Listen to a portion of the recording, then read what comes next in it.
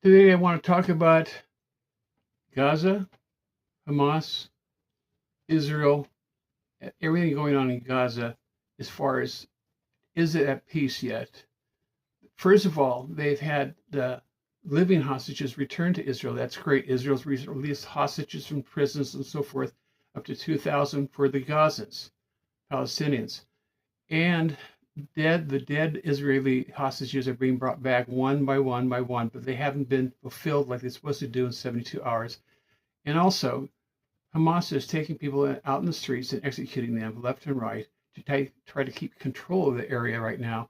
And they're rearming in some ways. They're regrouping. They said there's up to 20,000 Hamas in the area of Gaza right now. But let's look at a verse today from Psalm 83 and might talk a little bit about what's going on right now. In Psalms 83, 1 through 4, it says, starting in verse 1, O God, do not remain quiet, do not be silent. To those who hate you have exalted themselves. They make them shrewd plans against the people and conspire toward or together against your treasured ones. They have said, come and let us wipe them out as a nation, that the nation of Israel be remembered no more.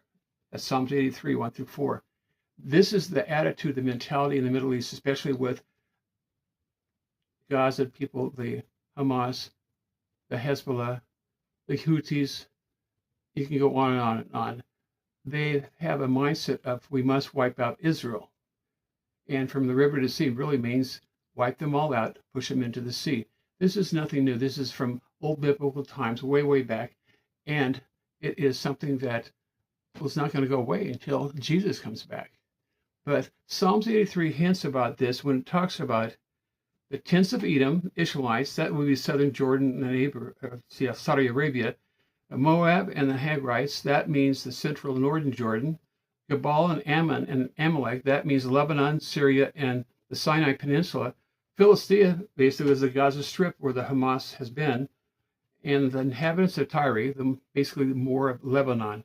And Assyria also is joined them, it says in this passage. And Assyria is Assyria is Syria, Lebanon, and Iraq. So in general, what this passage talks about coming against Israel is really what they're saying in this passage way, way hundreds of years ago.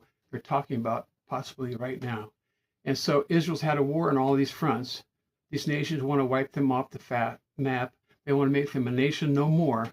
And so that's going to happen, they think, but God says no.